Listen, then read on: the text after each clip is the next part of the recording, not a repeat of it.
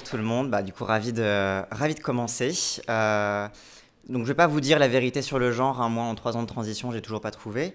Mais j'ai quand même donné un nom pompeux à ma conférence, c'est ouvrir la boîte noire du masculin. Alors, pourquoi je parle de boîte noire du masculin? C'est qu'en fait, le genre masculin, tout comme toute position dominante, c'est avant tout un rapport à la neutralité. Il y a une idée générale qu'on ne touche pas au corps des hommes, on ne touche pas à leur corps, à leur santé. D'ailleurs, il y a un immense non-recours aux soins psychologiques, aux soins psychiatriques chez les hommes, avec voilà, des taux de suicidalité assez particulières. Une méconnaissance du corps masculin, du fonctionnement de ces cycles hormonaux. Oui, messieurs, vous avez des cycles hormonaux. Et les hommes, en fait, il y a une espèce de paradoxe, mais bon, ça, comme dans tous les trucs de domination, ça fonctionne toujours par paradoxe. Ils sont à la fois hyper détachés de la nature, dans le sens où détachés de leurs affects et détachés de leur corps, en fait, privés de la connaissance de leur corps, et surnaturalisés, puisque tous les comportements enseignés sont justifiés au nom d'une nature masculine indiscutable. Si les féministes ont largement développé une littérature pour sortir de ce mensonge de la naturalité des comportements, de la naturalité des sexes, c'est quelque chose qui est encore rare chez les hommes. C'est en train de changer progressivement. Alors il y a déjà beaucoup de développement de contenus féministes qui sont à destination des hommes, mais aussi une mainstreamisation des discours antiféministes, machistes. Il suffit de voir les coachs autoproclamés en séduction sur YouTube. En tout cas, la discussion sur le masculin devient autant mainstream que devient celle du féminisme aujourd'hui. On parle souvent de quatrième vague pour parler de la vague MeToo et de la mainstreamisation sur les réseaux sociaux. On assiste à peu près à la même chose sur le masculin, à la différence que les études sur le masculin ont une histoire beaucoup plus récente et beaucoup plus, politiquement, enfin voilà, beaucoup plus politiquement récente. Mais globalement, le masculin s'est construit comme un bloc intouchable, une boîte noire qu'on ne doit pas ouvrir pour préserver la stabilité sociale. Ainsi, toute la charge de l'évolution et de la critique dans le domaine du genre a été dévolue au domaine du féminin. Donc condamné, encore une fois, à faire tout le travail. Donc après la double journée de travail des femmes, la double charge des militantes féministes. L'idée dans cette présentation, ça va être de faire un retour historique sur les courants de pensée qui, du coup, dans le sillage des mouvements féministes, ont essayé de penser le masculin, soit pour complémenter l'approche féministe, soit pour s'y opposer. Et je veux mettre en évidence que le domaine du masculin, étant à la fois un domaine scientifique et un domaine politique majeur, les tentatives de penser la masculinité hors des publications féministes ont été un enjeu de lutte marqué par à la fois une méfiance féministe et une récupération machiste permanente. Malgré tout ça, il y a un champ d'études propre aux masculinités qui a réussi à émerger progressivement, donc les Masculinity Studies. Et c'est une bonne chose parce que ça complète l'analyse du genre qui s'est construite par donc, le glissement des Women's Studies qui sont devenus les Gender Studies, et donc les Men's Studies et les Masculinity Studies qui sont venus compléter en fait finalement l'approche du genre en règle générale. Donc on va commencer du coup. Déjà penser le masculin entre engagement antisexiste et réaction traditionnaliste. Donc jusque dans les années 80, la réflexion sur le masculin était principalement faite par le mouvement féministe au travers de ses courants et théorisations du patriarcat et de ses formes. Et en fait, du coup, au début des années 80, apparaît en fait un militantisme d'hommes qui se réclament de l'analyse féministe et cherchent à développer un équivalent au féminisme, mais au service des hommes et contre le patriarcat. En France, ce sont pour beaucoup des militants d'extrême gauche qui, au contact de leurs camarades et de leurs compagnes féministes, commencent progressivement à créer des groupes de parole et de réflexion entre hommes pour justement ouvrir cette boîte noire du masculin. Donc libérer une parole alourdie par les tabous de la virilité, penser d'autres modalités des rapports avec les femmes, penser leur corps différemment. Et donc, voilà, c'est une époque, voilà, les années 70-80, où ces hommes étaient aussi au contact de la bataille pour les droits reproductifs. Donc, notamment en France, il y avait certains groupes qui ont commencé à développer des méthodes un peu artisanales de contraception masculine. Avec injection d'hormones, ils étaient des cobayes d'eux-mêmes, alors ils s'injectaient des hormones pour voir, ils prenaient des pilules, le slip chauffant, le fameux remonte-couille toulousain, hein, c'est bien de chez nous.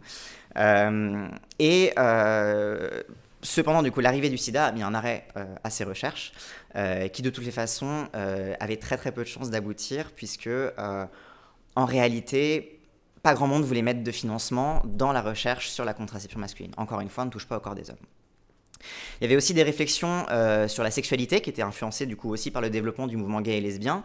Donc beaucoup d'hommes qui se demandaient comment avoir des sexualités non dominantes avec les femmes, par exemple des sexualités non pénétratives, etc. Enfin voilà, beaucoup d'écriture et de réflexions là-dessus.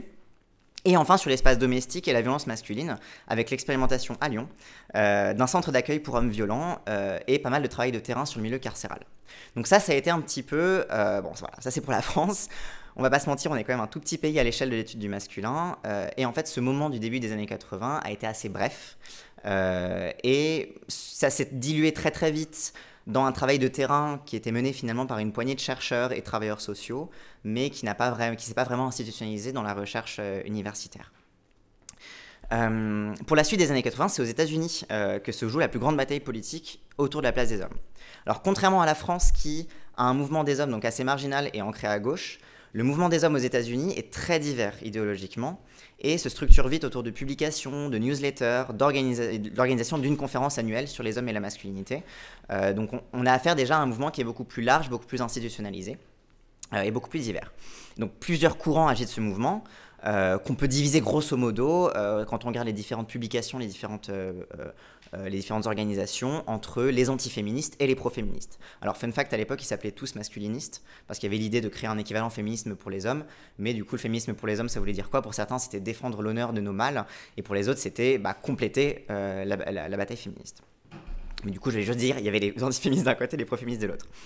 Du côté des antiféministes, il y avait différents courants qu'on retrouve finalement aujourd'hui pas mal quand on parle du masculinisme comme nébuleuse machiste en règle générale. Donc il y avait les conservateurs, pour qui il y a une nature masculine, une nature féminine. Les hommes doivent être civilisés vis-à-vis de leur nature violente et conquérante. C'est les femmes qui ont le rôle de les civiliser, bien sûr. Donc c'est un courant plutôt essentialiste. Il y avait les Men's Rights Advocates, donc on l'appelle souvent MRA pour les Men's Rights Activists aujourd'hui, donc qui soutiennent aussi un certain essentialisme, mais ce qui est intéressant, c'est qu'eux, ils sont concentrés sur l'aspect juridique de la bataille politique, notamment dans les disputes autour de la garde des enfants, avec des réseaux d'entraide pour les pères, des droits des pères, la lutte pour le droit des pères, etc. Donc des réseaux d'entraide pour que les pères puissent garder la garde de leurs enfants. Et ils sont centrés du coup sur les lois qui discrimineraient les hommes et les représentations négatives des hommes dans les médias. Et du coup, c'est un courant qui est très très antiféministe puisqu'il soutient que les féministes participent de la dévalorisation de l'image des hommes. Et enfin, le troisième mouvement antiféministe, c'était des mouvements mythopoétiques. Alors eux, ils ne sont pas essentialistes. C'est un peu du New Age macho, si vous voulez. Il y a une recherche de revenir à l'image de l'homme idéal, du guerrier, une conscience que, quand même, mine de rien, la masculinité est construite, mais qu'il faut la construire correctement. Donc il y avait pas mal de camps d'entraînement, sous-tendu par une psychanalyse jungienne un peu bizarre. Donc c'est la version la plus ésotérique, mais dont on retrouve des traces aujourd'hui chez nos fameux coachs en masculinité sur YouTube, qui pullulent partout sur Internet. Et finalement, en fait, ces deux derniers, les Men's Rights Advocates et les mythopoétiques, c'est ce qui a donné finalement la vitalité actuelle du mouvement masculiniste, du mouvement antiféministe, pardon. Ensuite, de l'autre côté, il y avait les pro-féministes, et du coup, sans surprise, les pro-féministes, eux, ce qui les distinguait entre différents courants, c'était pareil que ce qui distinguait les différents courants féministes. Donc, tu avais les libéraux, qui étaient centrés sur la bataille juridique, l'égalité, la parité. Voilà, c'était vraiment le penchant masculin du mouvement féministe libéral. Et tu avais donc les radicaux, qui intégraient la critique du féminisme radical et qui ne se limitent pas du coup uniquement à la loi, mais donc des réflexions, encore une fois, sur la sexualité, sur le genre, sur la pornographie, sur le corps, etc. Et enfin, comme toujours, nous vivons dans un monde homophobe et raciste. Il y avait en fait, donc, à côté de tout ça, gravitaient en fait des groupes de réflexion et des publications d'hommes afro-américains et d'hommes gays, qui en fait avaient leurs propres publications, mais qui étaient traversées des mêmes courants. Et en fait existaient finalement en marginalité finalement de cette sphère du mouvement des hommes et qui apportaient des critiques. Donc notamment les hommes noirs apportaient des critiques notamment sur la surcarcéralisation, la surpopulation carcérale des hommes noirs et notamment la surmortalité des hommes noirs aux États-Unis. Et les hommes gays se concentraient beaucoup sur la question de la masculinité, le fait de casser le stigmate de l'homosexualité, qui était analysé comme un verrou à l'exploration de la masculinité chez les hommes hétéros. Mais au final, en fait, chaque mouvement a été un petit peu gardé en marge finalement du mouvement des hommes, puisqu'ils étaient chacun concentrés sur leur propre lutte de droits sociaux, donc les hommes gays sur la lutte contre le sida et les hommes afro-américains sur l'antiracisme en règle générale. Donc c'était plutôt des mouvements parallèles qui adossaient des critiques en fait au mouvement des hommes. Donc forcément, avec autant de courants différents qui se retrouvent annuellement dans la même conférence, c'est évident que le choix des sujets mis à l'agenda est crucial et l'objet des luttes politiques est important. La tentative de la part du mouvement des hommes d'avancer tous ensemble malgré les oppositions politiques, en fait, finalement a rendu impossible l'adoption d'une identité commune. Et il y avait une difficulté d'utiliser certains mots. Alors certains ne voulaient pas utiliser le mot genre, d'autres ne voulaient pas utiliser le mot féministe, d'autres ne voulaient pas utiliser le mot libération, parce que bon, c'est les conservateurs, on ne voulait pas trop utiliser ça. Ça gênait certains groupes et du coup ça créait pas mal de débats qui étaient non conclusifs et qui créaient finalement un mouvement un peu nébuleux qui, en absence de ligne politique, était en tension politique constante entre pro-féministes et anti-féministes. Donc, outre ces débats non conclusifs, il y a aussi des oppositions frontales, des intrus qui venaient pour perturber les réunions du courant pro-féministe, par exemple, une surreprésentation lorsqu'on faisait la conférence annuelle des hommes et des masculinités, une surreprésentation étrange des antiféministes sur les panels, alors du coup, parce que les gens qui organisaient les conférences étaient plutôt là-dessus, et que les pro-féministes n'arrivaient pas vraiment à prendre le pouvoir dans ces organisations-là. Et en fait, les pro-féministes, de par leur analyse, de par leur méfiance en fait de la violence des structures et du pouvoir, en fait, avaient beaucoup de mal à créer en fait un leadership au sein de leur courant, et en fait ont toujours un peu échoué à s'organiser assez efficacement pour contrer leurs opposants. Finalement, ceux d'en face étaient beaucoup plus organisés et avaient beaucoup moins peur de se structurer et d'avoir des leaders charismatiques. Et aussi, il y avait aussi une lutte politique au sein du mouvement, entre les pro-féministes, entre les libéraux et les radicaux, ce qui faisait que c'était un bordel pas possible, sur lequel, du coup, les antiféministes ont beaucoup capitalisé. Donc finalement, en fait, le mouvement des hommes s'est largement institutionnalisé en faveur des antiféministes, qui avaient de leur côté la capacité d'organisation du coup des men's rights advocates, qui étaient très proche des questions juridiques, qui avait beaucoup de lobbying à leur appui, qui avait beaucoup d'organisations locales, donc comme je disais, pour aider les pères à garder la garde de leurs enfants. Enfin, il y avait tout un développement d'un savoir militant qui permettait en fait de développer tout ça. Donc tu avais les men's rights advocates et les mythopoétiques qui offraient une espèce de d'esthétique à tout ce mouvement-là. Et tout ça avec le statu quo, donc les men's rights advocates, les mythopoétiques et les conservateurs un peu classiques qui, eux, étaient du côté du statu quo. On parle quand même de l'époque Reagan, du fameux backlash antiféministe dont parle Suzanne Faludi dans son bouquin éponyme, du coup. Donc, finalement, le statu quo était en faveur quand même de l'antiféminisme. Et quand on s'intéresse, par exemple, à ce qui s'est institutionnalisé du mouvement des hommes aujourd'hui, on a, par exemple, la Journée internationale des hommes. C'est assez intéressant de voir sa genèse, parce que ça a commencé précisément par ce truc-là il faut valoriser les hommes, on n'est pas assez valorisé dans la société, oui, la santé mentale c'est un problème, c'est un peu la faute des féministes, mais quand même, il faut parler du suicide des hommes, et un peu ce truc-là qui permettait un petit peu de naviguer en eau trouble et de donner des gages pour s'institutionnaliser, des gages de sérieux, tout en avançant un agenda antiféministe derrière. Et ce qui est intéressant, c'est que justement, dans l'organisation de cette Journée internationale des hommes, on trouve beaucoup en fait ces thèmes-là. On trouve les thèmes donc à la fois de la garde des enfants, qui est un thème typiquement antiféministe, mais aussi de la santé mentale, aussi du taux de suicide, de l'accès à la santé, etc., qui permettent en fait d'entretenir ce flou-là autour de cette nébuleuse. Et en fait et précisément ces thèmes en fait de la santé mentale, de la santé sexuelle étaient des contributions qui à l'origine venaient des pro-féministes et qui ont été retournées pour que ce soit plus du coup la faute du patriarcat, mais que ce soit la faute des féministes qui ont honteusement dévalorisé les hommes. Et du coup vous doutez bien que la question du taux d'incarcération et de la surmortalité des hommes noirs est peu présente, si ce n'est pour alimenter une rhétorique victimaire antiféministe, bien sûr. Donc avec tout ça, on comprend pourquoi le milieu de la militance féministe est toujours méfié des tentatives visant à parler de des tentatives de penser la masculinité. En fait, tout au long du développement du mouvement des hommes, la littérature féministe s'est montrée extrêmement critique à son égard, estimant que de toute façon rien de bon ne pouvait sortir d'un groupe d'hommes discutant entre eux, que même s'ils partaient d'une bonne intention, ils finiraient nécessairement par se concentrer sur les thématiques annexes et pas sur le problème structurel. Et les pro-féministes radicaux dont je parlais tout à l'heure se joignaient allègrement à la critique, malgré leur position dans le mouvement des hommes, et ils estimaient que les libéraux se contentaient d'un militantisme altruiste, bienveillant, sans questionner les institutions et les structures, et se mettaient sur la défensive dès qu'il s'agissait d'eux-mêmes finalement. Bon, rien de nouveau sous le soleil, c'est le fameux Not All Men. Voilà. C'est compliqué d'émettre des jugements a posteriori sur est-ce que ça allait nécessairement finir comme ça, est-ce que ce qui a merdé allait nécessairement merder, est-ce que c'est juste que politiquement ils ont été nuls à un moment. Mais en tout cas c'est présenté aujourd'hui, principalement en tout cas dans la littérature pro-féministe, comme une évidence que la militance masculine ne pouvait pas réussir. Et comment dire, il y a un peu en tout cas j'ai envie de dire un débat qui serait intéressant de soulever entre est-ce que ça ne pouvait nécessairement pas réussir, ou est-ce que véritablement il y a un échec politique, un échec de stratégie politique qui s'est fait à un moment, à ce moment-là justement dont je vous parlais des tensions au sein du mouvement des hommes.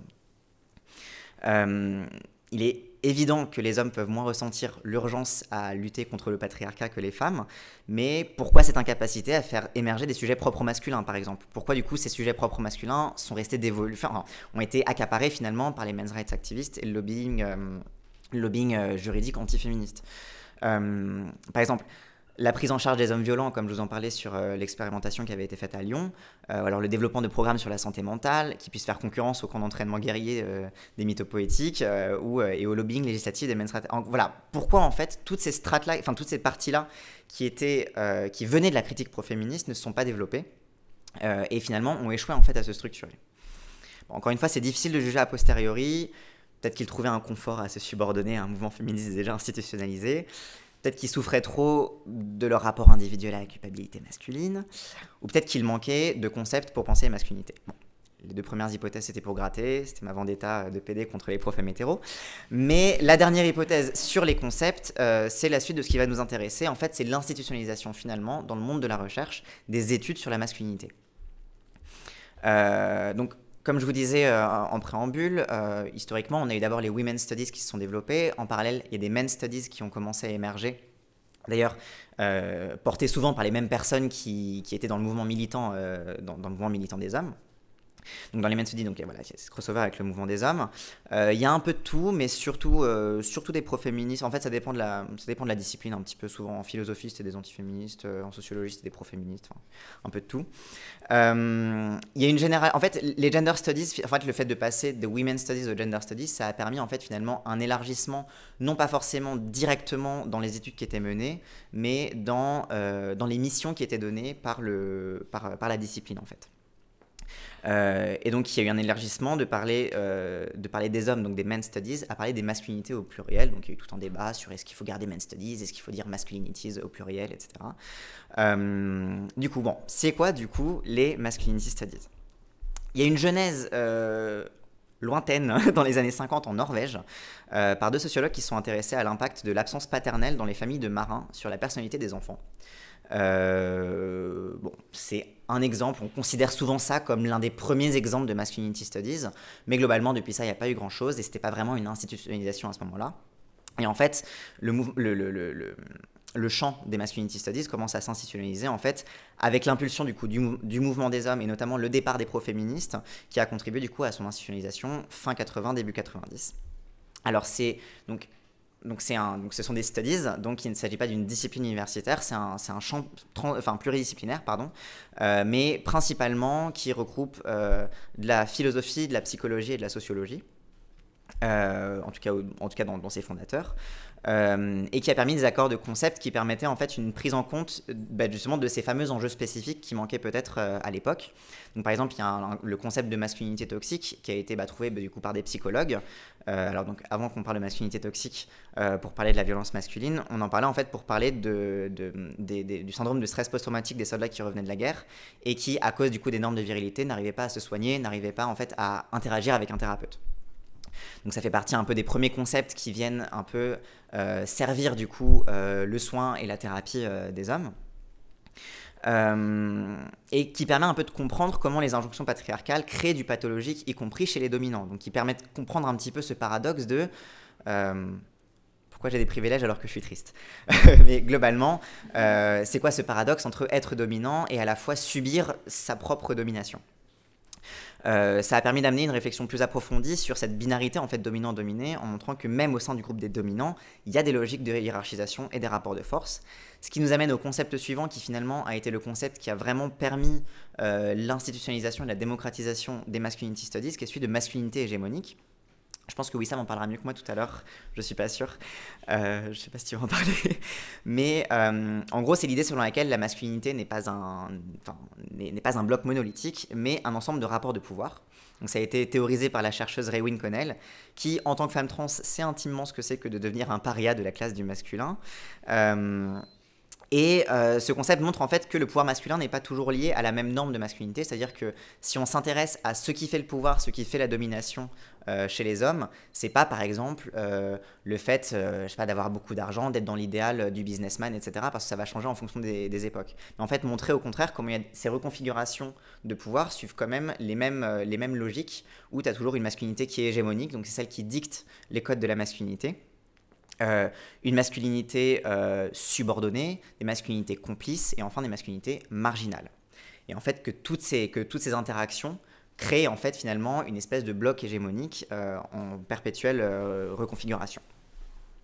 Et donc en fait cet élargissement du champ des masculinités a permis aussi d'intégrer la critique queer et la critique décoloniale par exemple, en mettant en évidence la façon dont l'intersection des situations sociales entraîne des positionnements différents dans l'espace social du genre. Espace social du genre, un concept que j'emprunte à Emmanuel Bobatti, chercheur trans français, cocorico, qui reprend en fait l'espace social de Bourdieu, mais il l'applique au genre. Donc, les masculinity studies, du coup, sont un champ d'études assez nouveau qui permet d'apporter finalement ces contre-arguments-là aux men's rights activistes. Donc, la Journée internationale des hommes qui parle du suicide et de la santé mentale, ok, on a maintenant tout un champ de recherche qui prouve que c'est pas la faute du féminisme, c'est pas la faute des femmes, et qui propose au contraire un véritable agenda politique de prise en charge psychologique et sociale.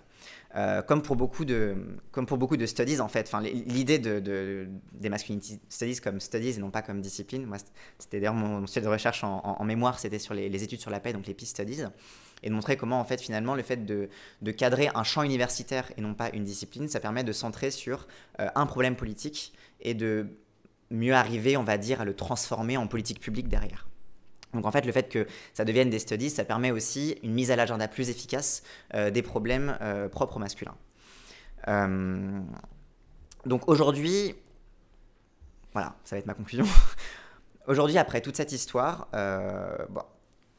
on a toute cette émergence assez complexe, ce rapport difficile que les réflexions sur le masculin ont eu dans leur interaction avec le féminisme, et toutes les luttes de pouvoir qui ont émaillé en fait l'émergence de l'objet masculin finalement dans le champ politique. Avec l'émergence des masculinity studies, on commence à avoir davantage des outils, plus qu'à savoir ce qu'on va faire de la question du masculin finalement. La question sempiternelle de la place des hommes dans le féminisme a toujours été un débat sans fin. Le fait de se concentrer sur les problèmes des hommes dans les années 80 a été une façon de faire un pas de côté en fait, de ne pas se poser la question de les hommes dans le féminisme, mais finalement les masculinités à côté en fait, faire un pas de côté par rapport à ça. Et du coup de la lutte contre le patriarcat du coup du point de vue masculin. Et du coup les différentes luttes politiques entre conservateurs et progressistes dans le contexte du coup de ce backlash antiféministe général ont limité en fait la portée de cette innovation, mais finalement l'institutionnalisation des masculinity studies permet aujourd'hui de réinvestir ce champ avec des outils intellectuels et militants plus solides. Donc voilà, donc la boîte noire du masculin est en train de s'ouvrir, c'est une bonne nouvelle, mais elle pose la question de renouveler ou pas un militantisme masculin qui offrirait finalement un contre-discours à ce rouleau compresseur patriarcal qui est en marche depuis les années 90 finalement. Et donc, après la boîte noire du masculin, il faut se préparer à ouvrir forcément la boîte de Pandore du sempiternel débat sur la place des hommes dans le féminisme. Voilà.